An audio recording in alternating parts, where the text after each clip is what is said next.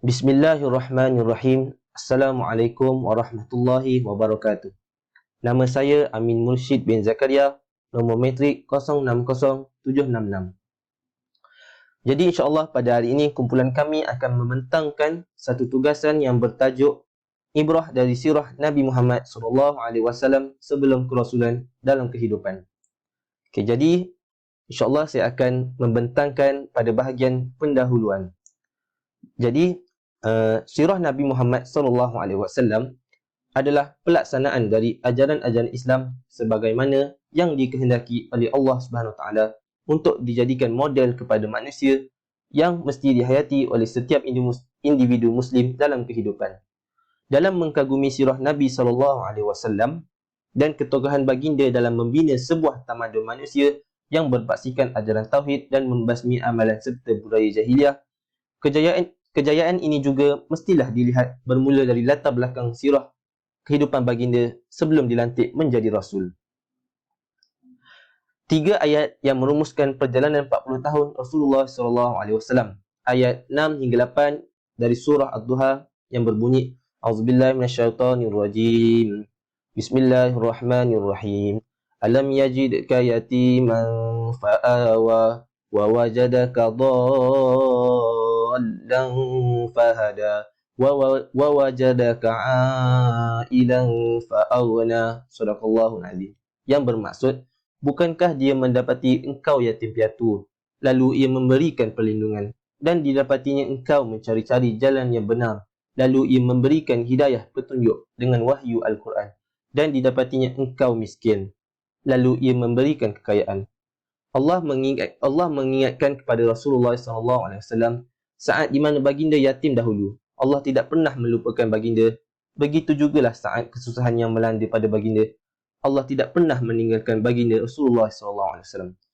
Allah menyampaikan kepada Rasulullah SAW, berdasarkan sejarah masa silam, kami memelihara kamu, takkan kami terfikir untuk meninggalkan kamu pada ketika ini. Demikianlah Allah mengajar kita untuk merenung kembali sejarah hidup kita yang terdahulu, agar kita lebih mensyukuri apa juga nikmat yang telah Allah Subhanahu Wa Taala kurniakan kepada kita.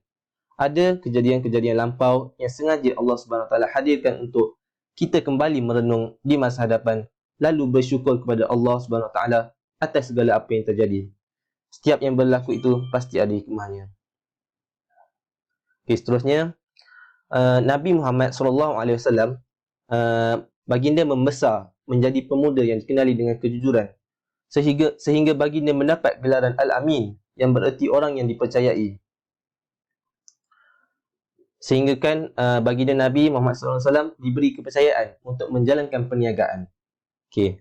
Seterusnya, kewibawaan baginda sebagai tokoh yang unggul juga terbukti sebelum dilantik menjadi Rasul. Contohnya, semasa baginda berumur 35 tahun, baginda pernah menyelesaikan satu persengketaan di kalangan kabilah Quraisy. Baginda juga sering memikirkan tentang kehidupan masyarakat di sekelilingnya yang tidak bermoral dan ta'assub dengan amalan jahiliah. Okay, yang tadi tu, yang menyelesaikan satu persengketaan di kalangan kabilah Quraisy itu adalah peristiwa peletakan Hajarul Aswad di tempat yang asalnya lah. Okay. Seterusnya, saya akan membentangkan subtopik yang pertama, iaitu kelahiran Nabi Muhammad SAW dan ibrahnya. Okay.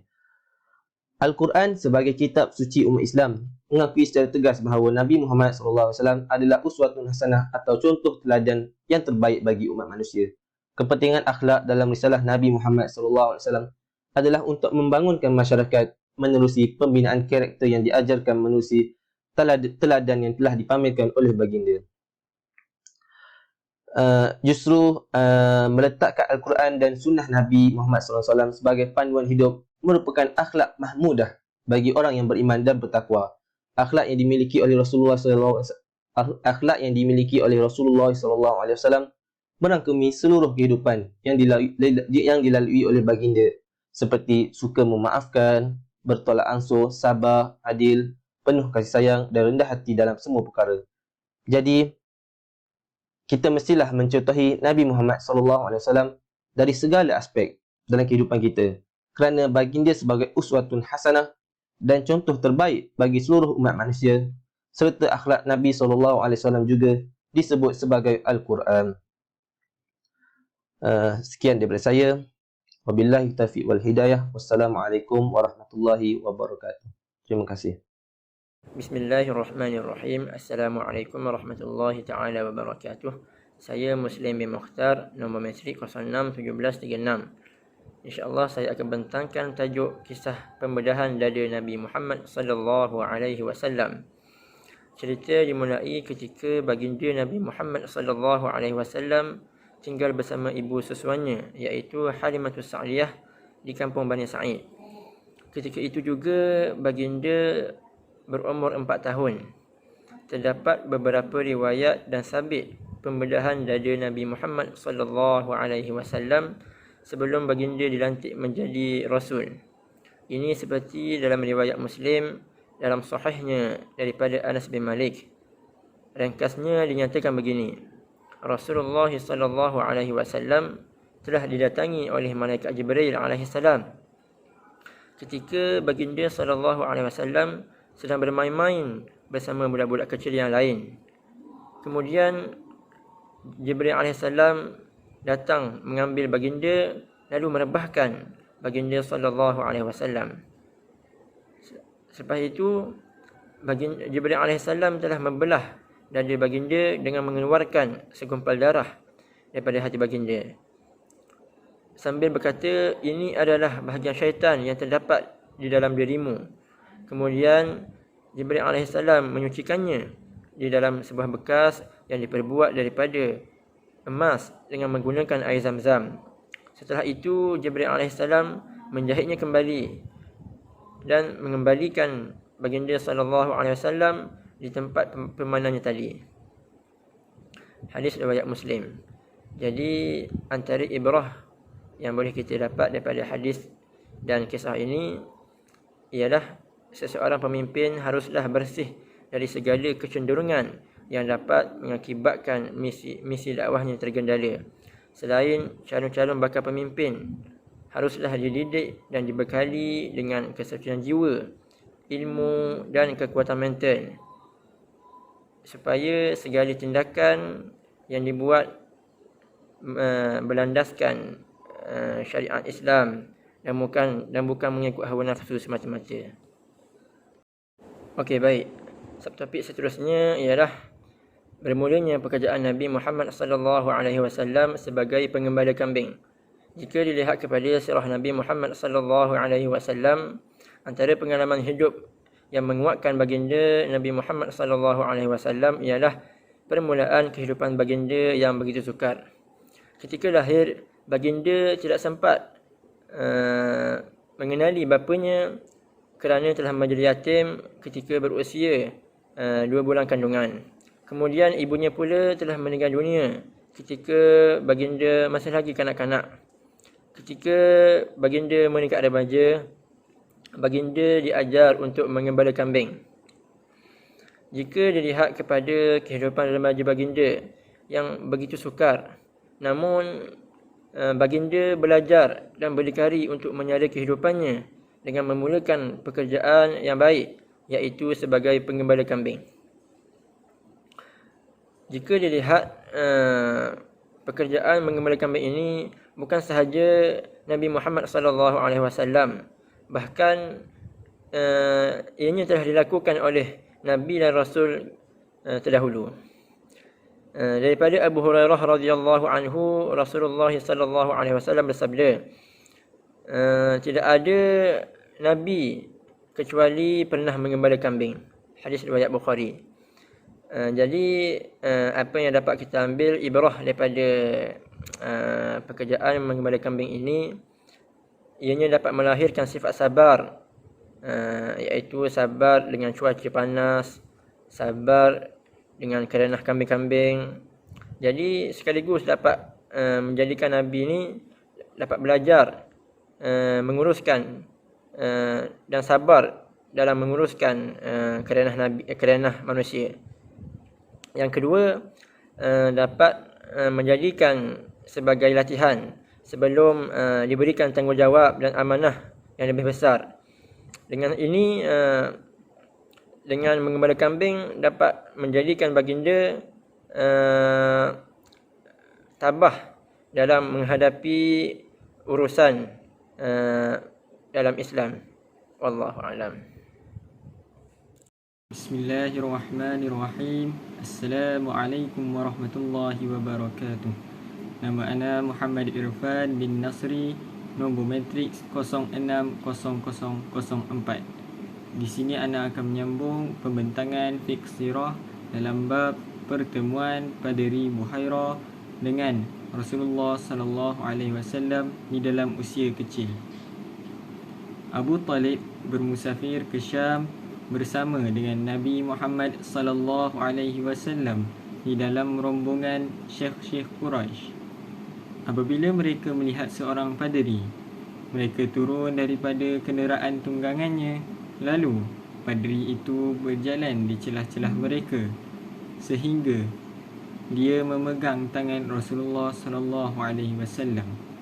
Katanya, "Inilah penghulu sekalian alam, inilah Rasul semesta alam.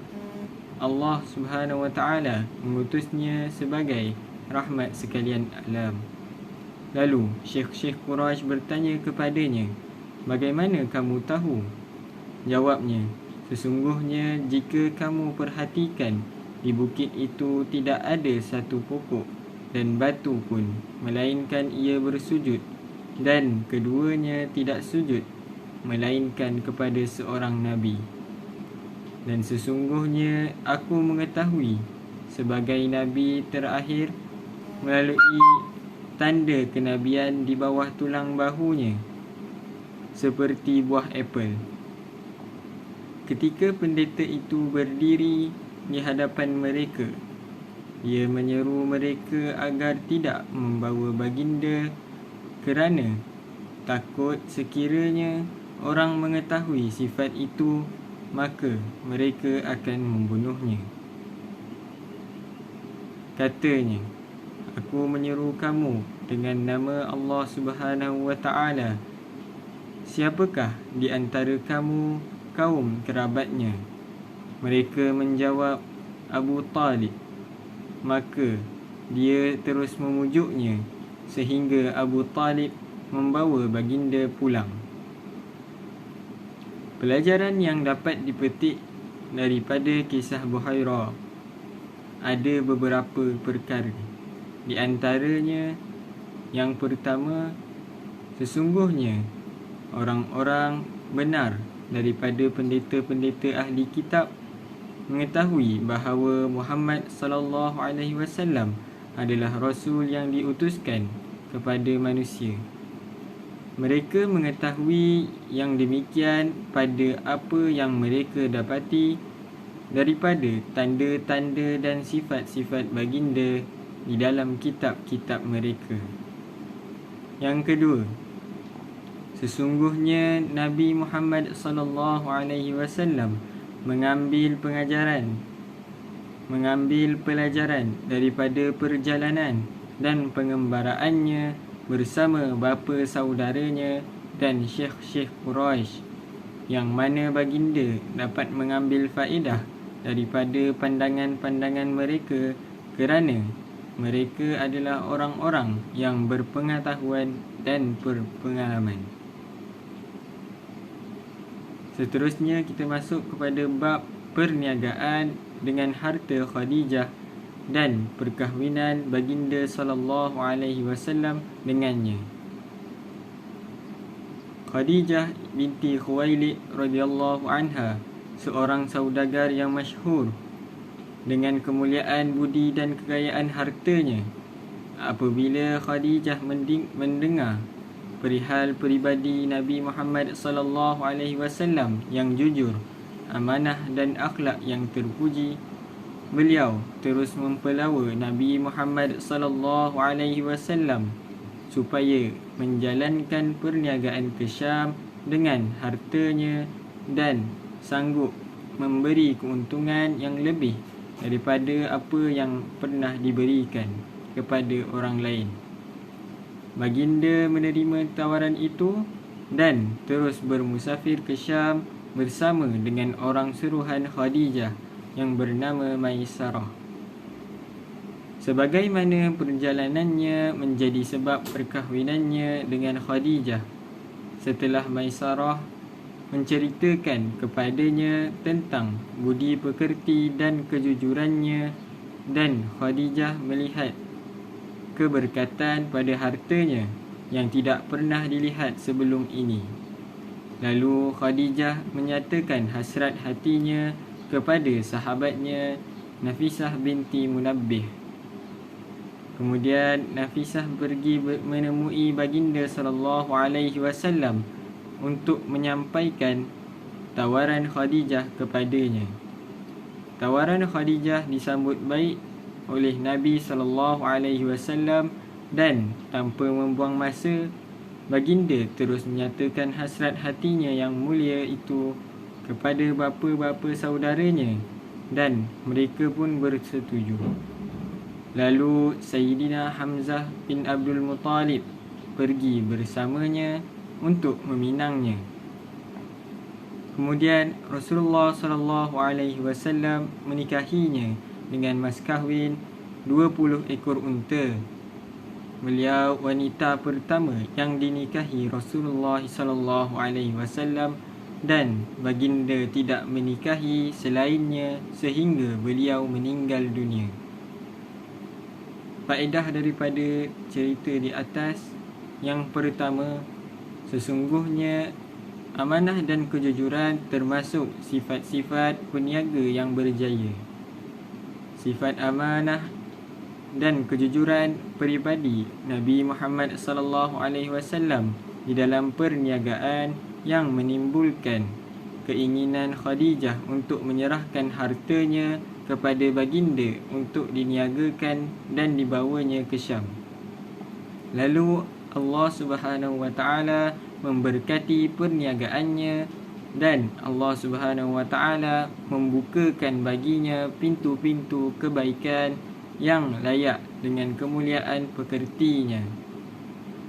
Yang kedua, perkahwinan Nabi Muhammad sallallahu alaihi wasallam dengan Khadijah adalah takdir Allah Subhanahu wa taala.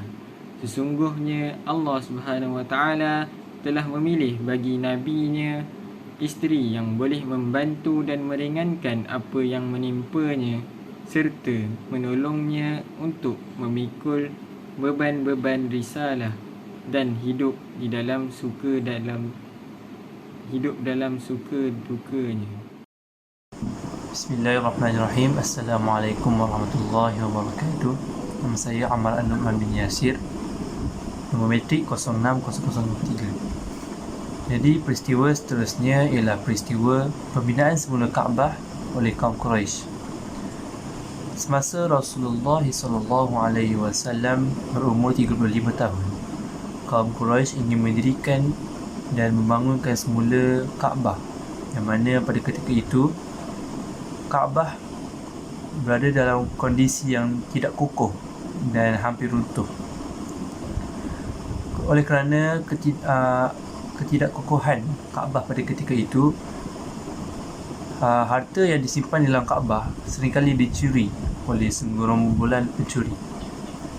Pada 5 tahun sebelum Nabi diutus menjadi Rasul, Mekah telah dilanda banjir, dan termasuk juga Baitullahil Haram terkena banjir tersebut. Ini menyebabkan keadaan Kaabah semakin buruk dan hampir runtuh. Oleh kerana Kaabah ingin runtuh, kaum Quraisy telah bersepakat untuk membina semula Kaabah tersebut. Orang-orang Quraisy bersepakat untuk membangunkan semula Kaabah dengan menggunakan dana, yang mana dana tersebut didapati oleh sumber yang halal sahaja dan tidak termasuk dana-dana yang diambil daripada orang, daripada hasil pelacuran dan hasil perjudian. Orang-orang Quraisy pada mulanya mereka sangat takut dan risau untuk meruntuhkan Kaabah. Mereka risau apabila mereka meruntuhkan Kaabah, mereka akan dilanda bencana oleh Tuhan. Kemudian apabila mereka mula meruntuhkan Kaabah dan tiada apa-apa yang berlaku, mereka pun meneruskan proses pembinaan semula Kaabah. dan mereka beranggap Tuhan meridai perkara tersebut. Dan apabila proses pembinaan Kaabah sampai kepada peletakan Hajarul Aswad, semua kabilah Quraisy mula bertengkar dan bergaduh. Mereka ingin meletakkan Hajarul Aswad tanpa penglibatan kabilah lain, dan mereka bertengkar sehingga ingin memulakan peperangan dan menumpahkan darah. Bagi menyelesaikan konflik ini, mereka melantik orang yang pertama memasuki masjid supaya menyelesaikan konflik ini, dan orang yang pertama memasuki Masjidil Haram pada ketika itu ialah Nabi Muhammad sallallahu alaihi wasallam. Mereka pun menceritakan masalah yang berlaku kepada Nabi Muhammad sallallahu alaihi wasallam. Lalu Nabi Muhammad SAW menyuruh mereka menyerahkan kain Kaabah kepadanya. Lalu Hajarul Aswad diletakkan di tengah-tengah kain tersebut. Lalu kemudian Nabi Muhammad SAW menyuruh setiap kabilah Quraisy memegang hujung kain tersebut untuk mengangkatnya bersama-sama. Ibrah yang kita boleh ambil daripada peristiwa ini, yang pertama ialah kemuliaan dan keagungan Kaabah. Kita dapat lihat keagungan Kaabah di sisi Allah Subhanahu Wa Taala sejak dulu lagi. Allah telah memerintahkan Nabi Ibrahim AS untuk membina Kaabah sebagai rumah ibadat yang pertama untuk menunaikan ibadah dan membesarkan Allah Subhanahu Wa Taala. Keagungan dan kemuliaan Kaabah sangatlah dipahami oleh orang-orang Quraisy. Kita dapat lihat apabila mereka ingin meruntuhkan Kaabah, walaupun untuk membetulkannya, mereka sangat takut dan risau untuk meruntuhkannya. Seterusnya, kebijaksanaan Rasulullah SAW dalam menyelesaikan konflik dan masalah yang dihadapi oleh kaum Quraisy. Peristiwa ini menjadi bukti kecerdasan dan kesempurnaan akal Rasulullah SAW. Dengan penyelesaian konflik tersebut, Rasulullah SAW bukan sahaja dapat menghindarkan perpecahan dan pergaduhan serta pertumpahan darah, bahkan beliau dapat memuaskan hati semua orang yang berada di situ. Ibrah yang terakhir yang boleh kita ambil ialah ketinggian kedudukan Rasulullah SAW sebelum baginda menjadi Rasul. Kita dapat lihat orang-orang Quraisy sangat mempercayai Rasulullah SAW kerana Rasulullah SAW pada ketika itu digelar Al-Amin oleh mereka. Oleh kerana sifat jujur Rasulullah SAW, mereka sangat menyayangi Rasulullah dan mempercayai Rasulullah pada ketika itu. Sebagai kesimpulan, setiap peristiwa yang berlaku kepada Nabi kita Muhammad SAW dapat kita mengambil pengajaran dan ibrah daripada peristiwa tersebut. Hal ini kerana Nabi Muhammad SAW merupakan contoh teladan buat kita. Allah Subhanahu Wa Taala telah berfirman dalam surah Al-Ahzab ayat 21, "Laqad kana lakum fi Rasulillahi uswatun hasanah." Maka setiap perbuatan yang dilakukan oleh Nabi Muhammad SAW perlulah kita contohi, kerana baginda merupakan contoh teladan yang terbaik dan tiada yang lebih terbaik daripada Rasulullah SAW. Sekian daripada kami. Assalamualaikum warahmatullahi wabarakatuh.